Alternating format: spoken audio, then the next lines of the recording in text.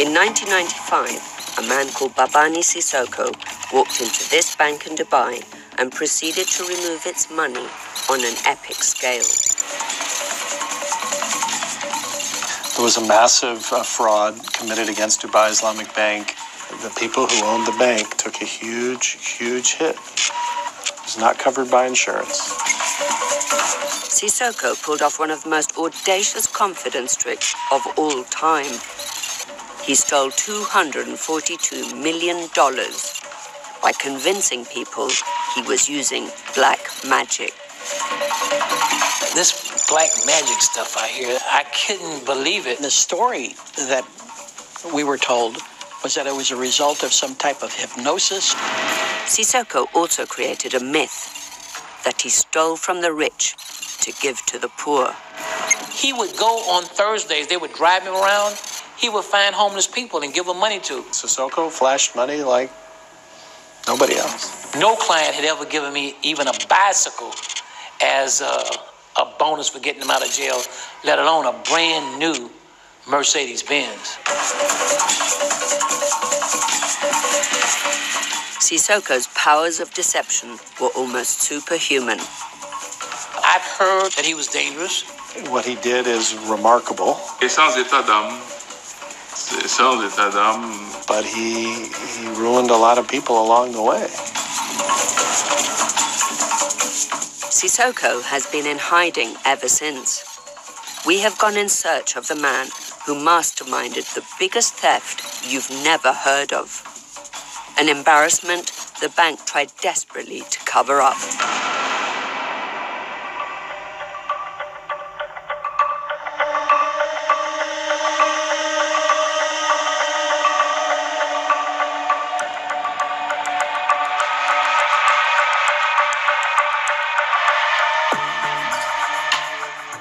Dubai, in the United Arab Emirates, a city legendary for its opportunities and its opportunists.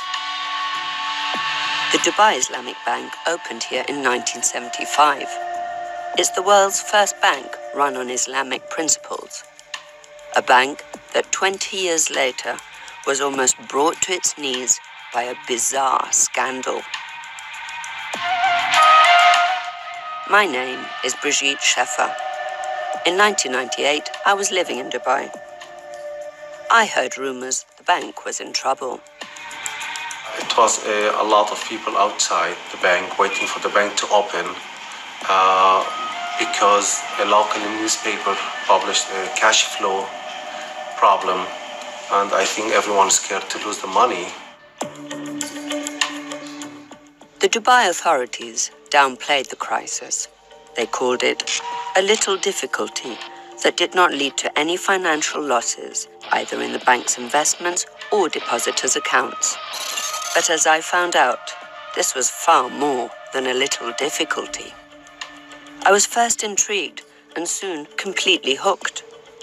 I had to find out exactly what had happened. The story would eventually take me around the world, but it all started here, in Dubai.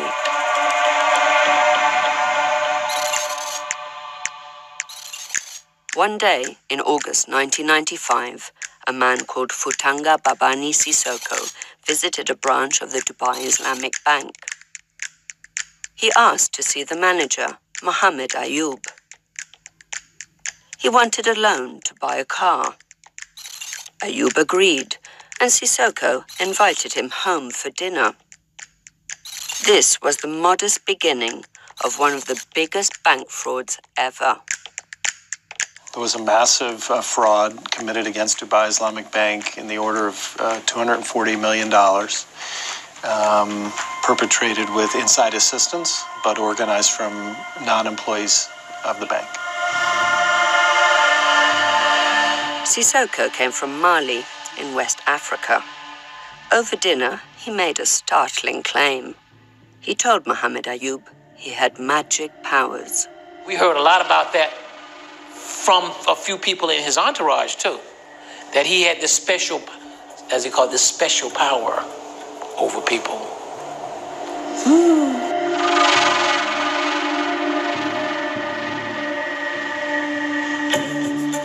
Black magic is condemned by Islam as blasphemous. Even so, there's still a widespread belief in it, which Sissoko was about to exploit. He told Ayoub to bring some money to his house. Sissoko claimed he could double it, using magic. When Ayoub arrived at the house, a man burst out of a room saying a jinn spirit had just attacked him. He warned Ayoub not to anger the jinn, for fear his money would not be doubled. So Ayoub left his cash in the magic room and waited. He said he saw lights and smoke. He heard the voices of spirits. Then there was silence. Lo and behold, he found the money had indeed doubled. Ayoub was now convinced that Sissoko had magic powers. Others were not so sure.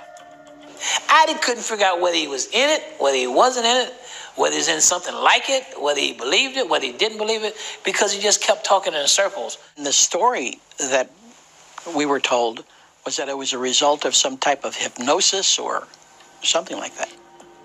Sissoko said he had a magical machine that would go on doubling the bank's money, even adding a profit. Ayoub swallowed the story. He believed it was black magic, that Mr. Sissoko could double the money. So he would send money to Mr. Sissoko, the bank's money, and he expected it to come back and double the amount.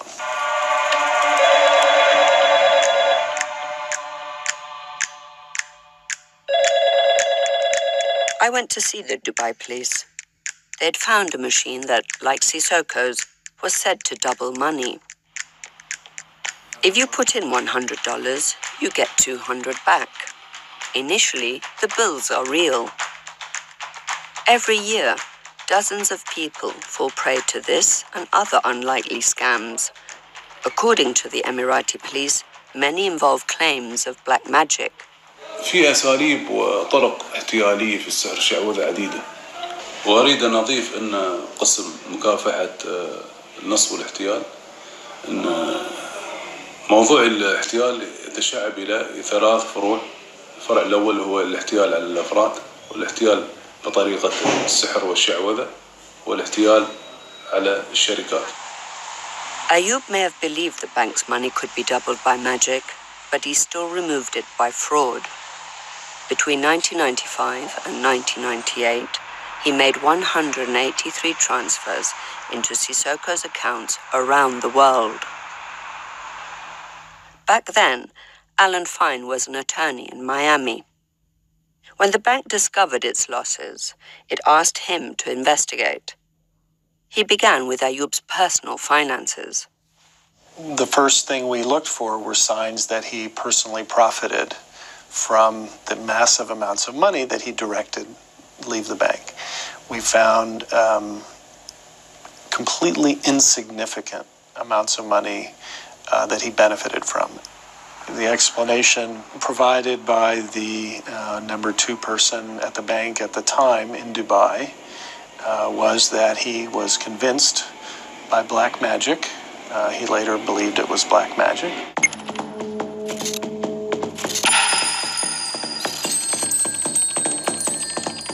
I wanted to find out more about Babani Sissoko. The Dubai Islamic Bank may have been his biggest con, but it wasn't his first. He was an intriguing and complex character. One of the stories he told was that he went to work as a very young man, maybe a boy, clawing for diamonds in the mud on the side of a mountain, and discovered some very big one and smuggled it out, and that's the beginning of his fortune. Il a toujours été quelqu'un qui allait chercher fortune ailleurs, mais chaque fois qu'il a fait fortune, il est quand même revenu partager avec sa famille. I heard he couldn't read or write, and I'm talking to him. He seemed very, very wise, and I was saying, well, something here is not right. This guy's a lot smarter than he's leading on to be.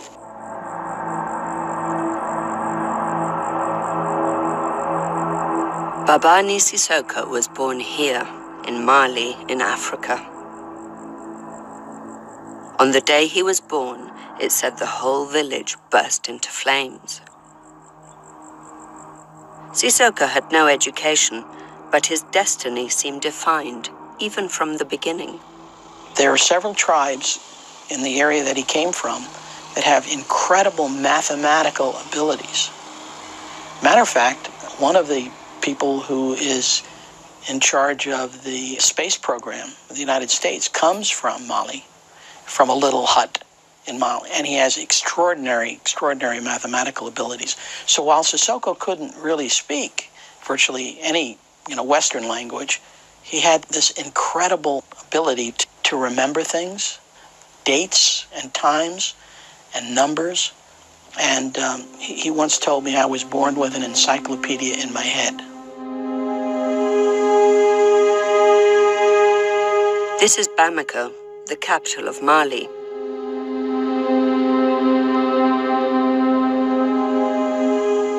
Step outside the parliament buildings and you find yourself in the magic market. When you go into the market area of Bamako, you're going back into the 4th century. And when you walk around and you see how these people live, and you understand the depth of the poverty and the lack of education, the lack of things that we take for granted here, it's a heart-rendering thing. And he comes out of that environment, and he was a tribal guy.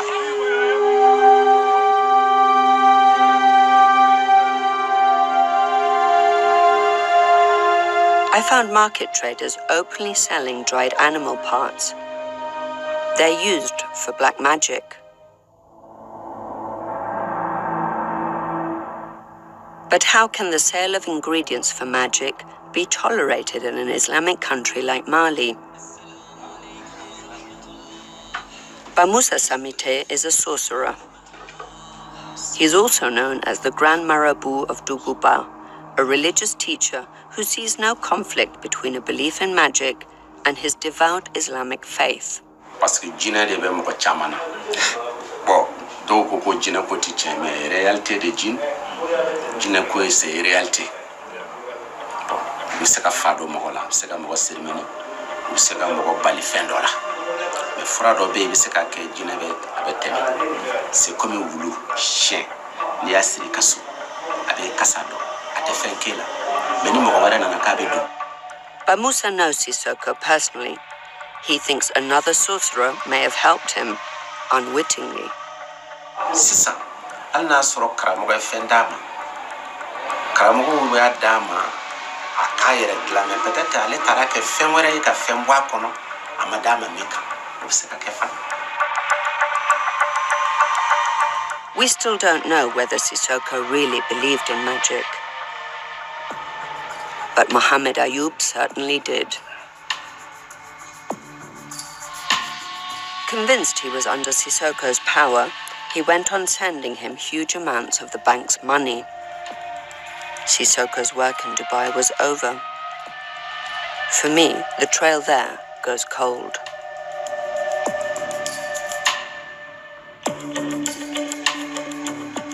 But a few months later, Sissoko surfaces in New York City. In November 1995, he visits a bank, but he does more than just open an account. He walked into Citibank one day, no appointment, met a teller, and he ended up marrying her. And there's reason to believe she made his relationship with Citibank more comfortable. And he ended up opening an account there through which, from memory, I'm just going to say more than $100 million was wire transferred into the United States. Citibank was later sued by the Dubai Islamic Bank for its losses. The case was dropped, but it revealed the staggering scale of Sissoko's fraud. According to their legal papers, in excess of $151 million was debited by Citibank from Dubai Islamic Bank's correspondent account without proper authorization. Sissoko paid his new wife more than $500,000 for her help. I don't know under what legal regime, he married her, but he called her a wife, and she believed she was a wife. She understood there were many other wives, some from Africa, some from Miami, some from New York. With the bank's money rolling in, Sissoko could fulfill his dream of creating an airline for West Africa. He bought a used Hawker Siddeley 125 and a pair of old Boeing 727s. This was the birth of Air Dabia, named after his village in Mali. But getting it off the ground would not be easy. Well, he also had an airline that was just notorious for not actually running. Huge maintenance problems. He had these ideas, these sometimes grand ideas, and they just never made any business sense. So he'd put money into them and then abandon them. Déposer ça, tu sais, le tarmac à Abidjan, il s'est couché 1 semaine, 10 jours à l'hôtel. Il aurait pu prendre un vol commercial, même si tu veux, tu prends toute la première classe pour toi seul. Ça coûte pas un jour de vol. Ou déplacer un avion pour aller chercher un plat au Sénégal et venir, c'était pas un problème.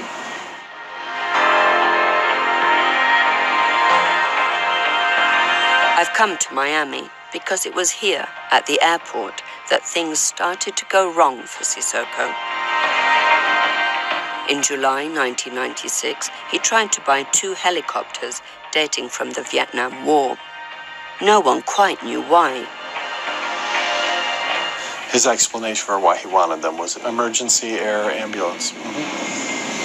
But the helicopters he was looking at were pretty big helicopters. They were not the kind that you see running back and forth to hospitals and trauma centers in the United States. They're much bigger than that. The government was concerned that it had something to do with some type of either drug run or some type of military action in his country or neighboring countries.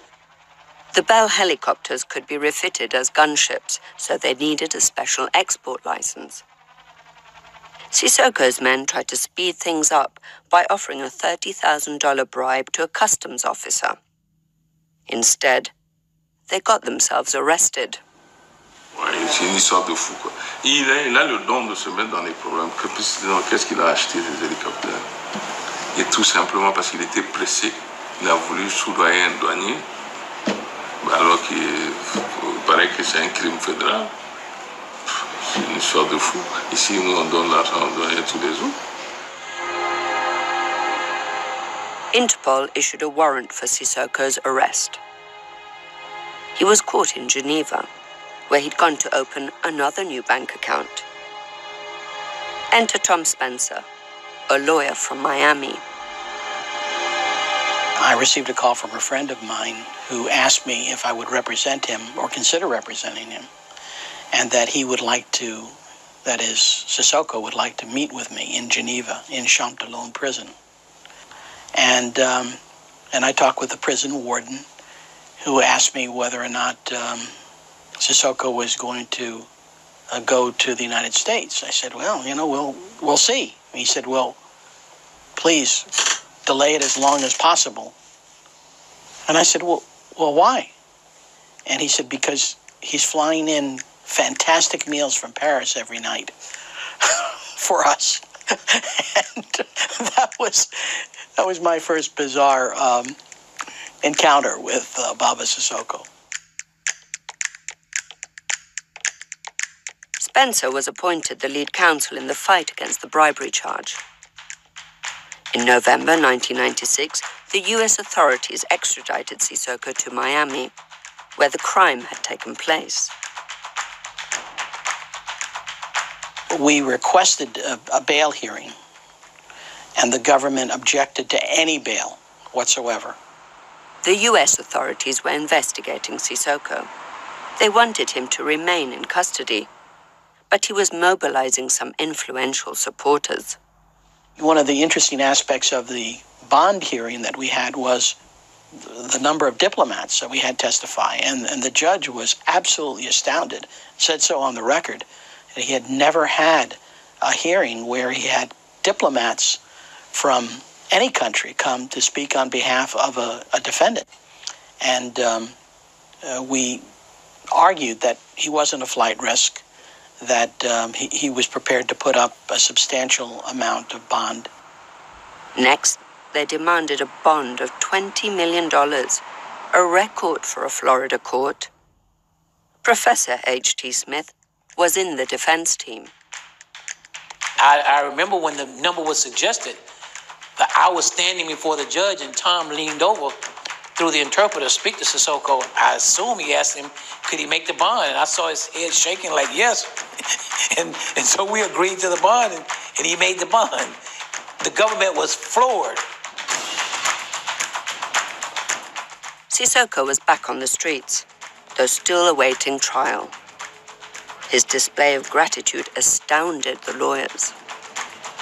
It was one of the most shocking experiences that I or my co-counsel have ever had. I mean, to be there on Brickell Key and to watch this parade of cars come through.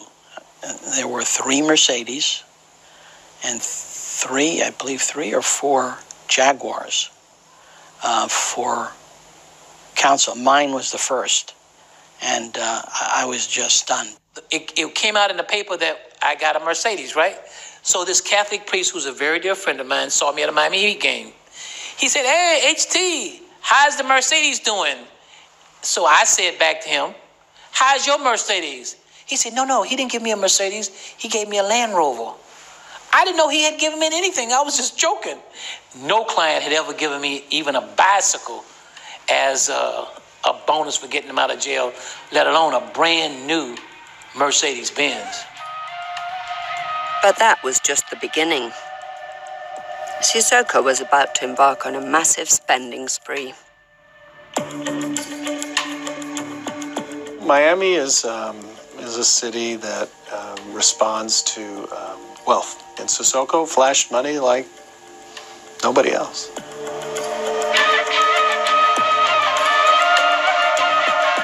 Just in one jewelry store alone, over $500,000, and multiple hundreds of thousands in other jewelry stores. He would come in and buy 2, 3, 4 cars at the same time, come back another week and buy 2 or 3, 4 cars at the same time. It was just, the money was like wind. More than $150,000 in one men's clothing store. Sissoko was enjoying the high life in Miami, thanks to his control over the manager of the Dubai Islamic Bank. And Mohammed Ayoub wasn't funding him just by money transfers. A lot of the money, I don't know how many millions, but in the millions, was actually never money that was transferred out, but the failure to pay on credit cards, where his credit card debts were just canceled on a monthly basis by the inside person at the bank. Sissoko had become a Miami celebrity. He already had several wives, but that didn't stop him marrying more. C'est un vrai playboy, vous avez trouvé le mot, parce que là, il est très élégant, il est très beau, et il s'habille avec beaucoup d'élégance. Parce qu'il a flambé à Miami. Il a acheté des appartements partout. He ultimately rented 23 apartments, and he had a number of his wives in those apartments, and he bought furniture for those apartments.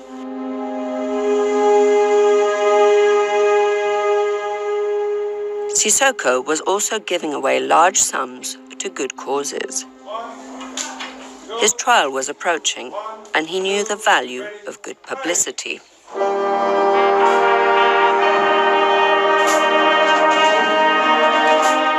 Moi, je l'ai vu à Miami donner $300,000 à une fanfare, petite fanfare d'une école. Ça, j'étais là. The band needed money to go to New York for a Thanksgiving Day parade. When Sissoko wrote them the check, they couldn't believe their luck. One of the parents was actually my mom, and she almost passed out, for seeing a check for that sum of money. But everybody was so gracious. We were just really happy. I was thinking, is this some modern day Robinhood? Why would you steal money and give it away? It doesn't make any sense. He had that, I guess, need to give away money to people, but he did it in a way that was really touching.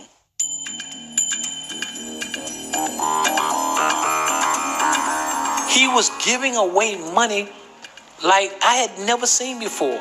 The Herald did a story after he left, and I think that I don't want to exaggerate, but I think they said they could have chronicled like $14 million he gave away. He was only here 10 months. That's over $1 million a month. A lot of people did well out of Sissoko, but generosity wasn't his only motive. He had an absolute need to be admired and worshipped by people. So much of what he did was for image. And, I mean, to perpetuate a belief that he was a very powerful man and fabulously wealthy, he would give away money. But only, I mean, it was never, to my knowledge, it was never done in a way where he didn't get publicity for it. Sissoko was also building political support for his case. Some of it came from surprising quarters. Well, I was impressed by how many people from American politics came out of the woodworks for him. I mean, I think it was just maybe a week into the case, and a former United States Senator Birch Bayh was on my doorstep at my office telling me that he represented Sissoko as well and had been engaged, and that he was going to personally take part in the case. And, to have a former United States Senator of the stature of Birch Bayh, it was stunning to me. In March 1997, Sissoko's case finally came to court. Defying his lawyer's advice, he pleaded guilty. Tom and I were totally against him pleading guilty.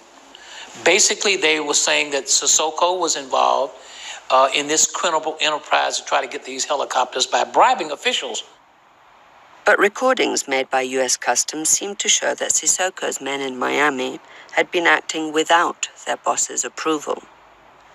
When I went through all of the tapes, one of the tapes, he said something like, hurry up and get them here, but just make sure you don't violate United States law. Guilty or not, Sissoko took the rap. He may have preferred not to draw attention to his finances. Even his lawyers had no idea where his money was coming from.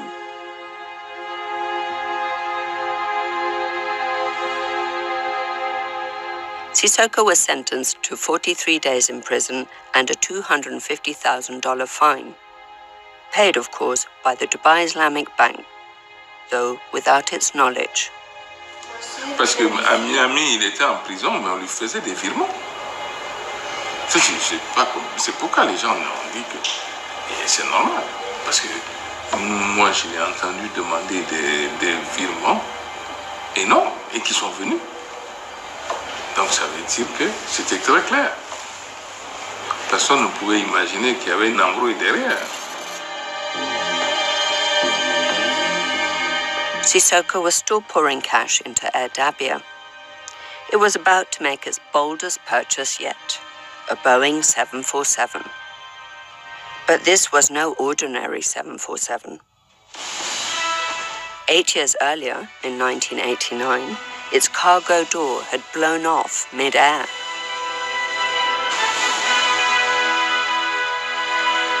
Good evening. 16 passengers were sucked out of a Boeing 747 20,000 feet above the Pacific when a section of the fuselage was ripped open.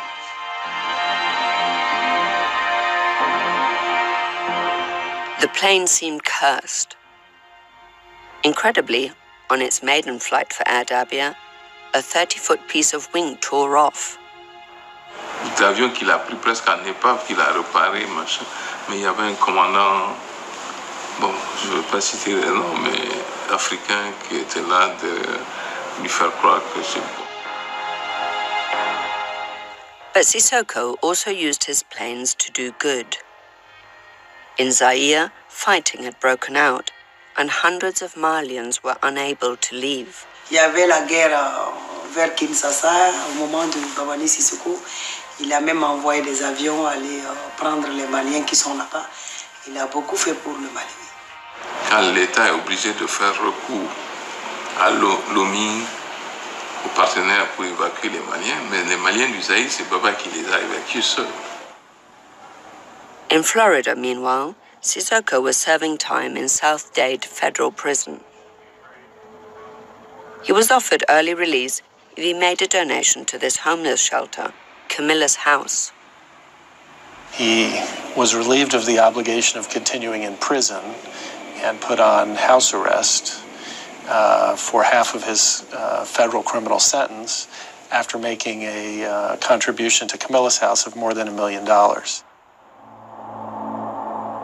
In effect, it seems Sissoko used the Dubai Bank's money to buy his way out of prison and out of the United States. Within days, he was on a plane to Mali.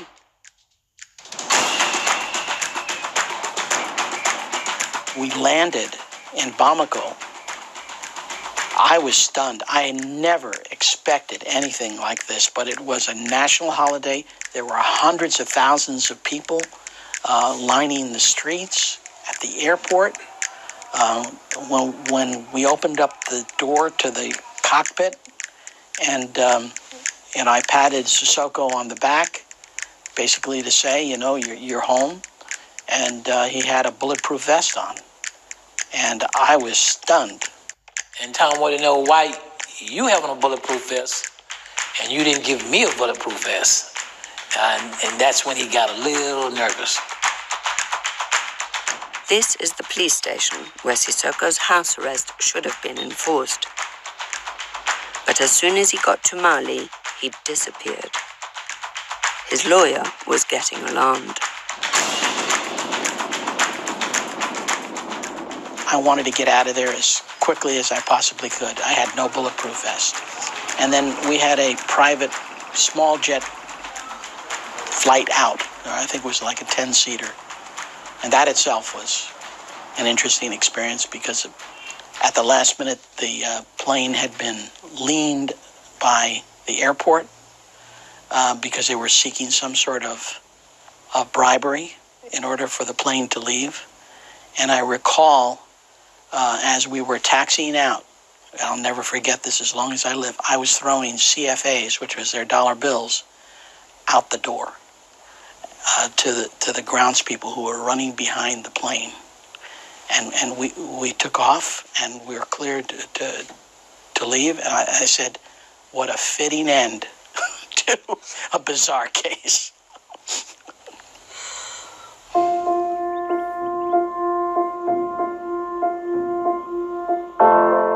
Sissoko had vanished. He'd got away with a colossal bank heist. But that wasn't quite the end of the story.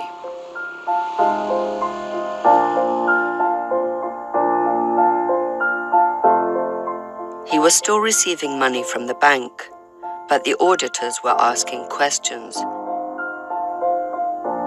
And Mohammed Ayoub was getting nervous. Worse, Sissoko had stopped returning his calls.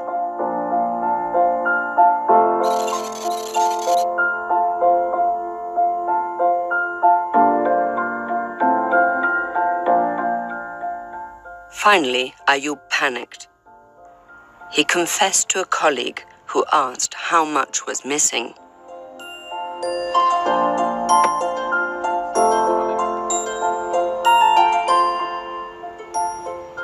Too ashamed to say, Ayoub wrote on a scrap of paper, 890 million dirhams, the equivalent of $242 million. The bank tried desperately to deal with the crisis.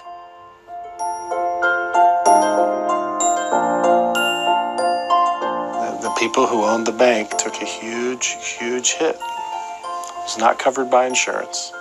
The bank was saved because the government stepped in to help, but they gave up a lot of their equity in the bank for that to happen. So, no, there are real victims. Does that mean those people are going to go hungry now because of what he did? No. not the owners, but they have a different life than they had before.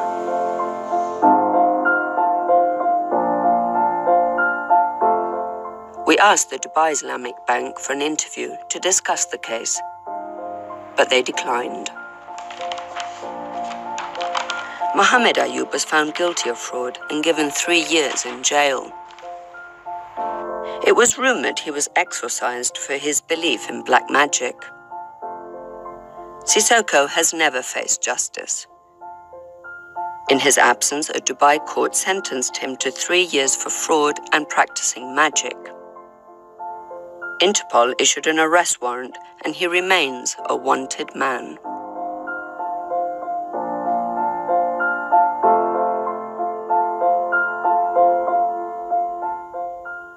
For me, too, there was unfinished business.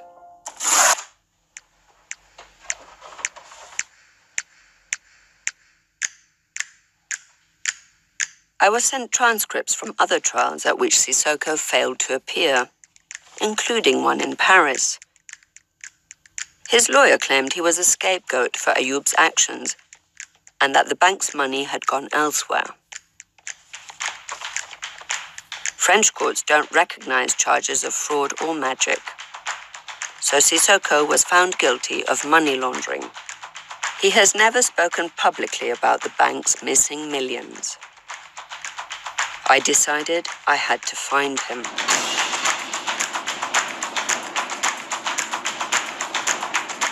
I took a plane to Bamako, searching for anyone who might know Sissoko.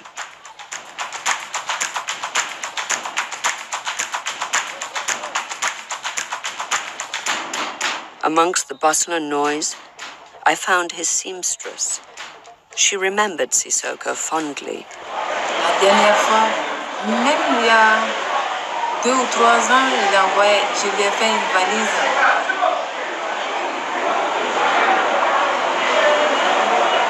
Lui, s'il ne me faisait pas de cadeau, il n'était pas content. C'est son genre. Il aimait beaucoup donner aux gens, surtout les cadeaux. And this was his driver, Lukal Ibrahim. Bon, les bonnes choses, vraiment, c'est quelqu'un qui, quand ça va, quand il a quelque chose, il fait plaisir aux gens, il aime arranger, il aime soutenir les gens dans les problèmes. Tu vois, bon, les mauvaises choses que je peux dire un peu chez lui, bon, c'est quelqu'un qui donne toujours l'espoir aux gens, quoi. Tu vois, même si quelque chose qui ne va pas, au lieu de... Il te fait un peu tourner autour de rond. Au lieu de te dire la vérité, il te fait patienter comme si ça va. Voilà, c'est des trucs seulement que je n'aime pas trop chez lui. In 2002, Sissoko became an MP, which gave him political immunity. And Mali has no extradition treaty with any other country. In 2014, Sissoko lost his seat in the assembly, and with it, the protection it gave.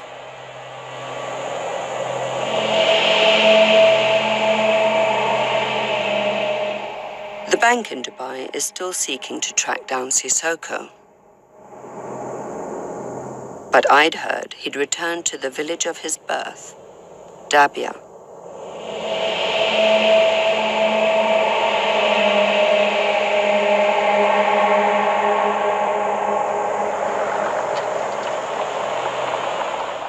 After a long drive, we came across a house fitting the description I'd been given.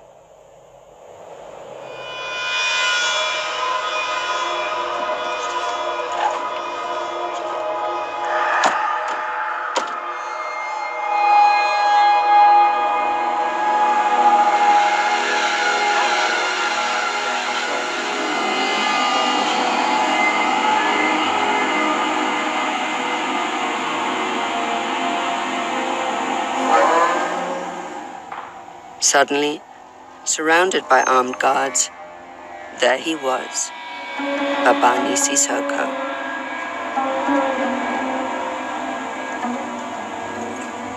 After years of following his story, I had found him.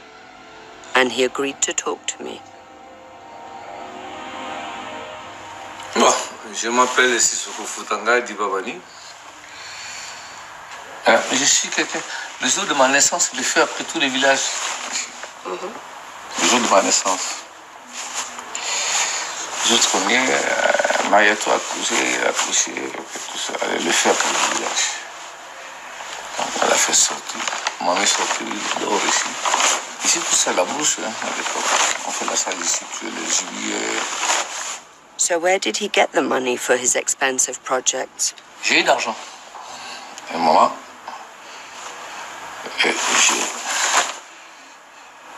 j'ai monté, j'ai compté. Moi, je peux dire, j'ai monté. Je peux un petit capital qui peut à 304 millions de dollars. Did he cheat the Dubai Islamic Bank out of millions of dollars? Vous avez reçu 242 millions de dollars de la banque? Madame, je suis pas reçu 242 millions. C'est une histoire qui est un peu fou. Il faudra que les messieurs se mettent devant les gens, expliquer d'où passe l'argent. Mais 242 millions de dollars. Écoute, comment cet argent, on peut faire sortir dans une banque? Comment le faire sortir dans une banque? C'est ça le problème. Et que tu fais sortir, et ce monsieur, il n'est pas le seul qui doit ordonner les transmissions de l'argent à la banque. Il faut que ça passe à, quand même, ça, je ne sais pas, un banque, d'un virement bancaire. C'est une seule personne qui le fait.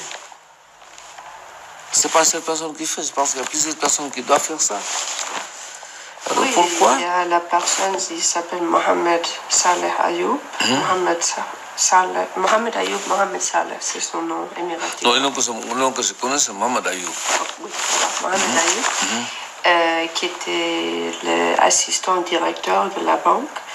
Et on s'en défend parce que lui, il est allé en prison pour ce crime.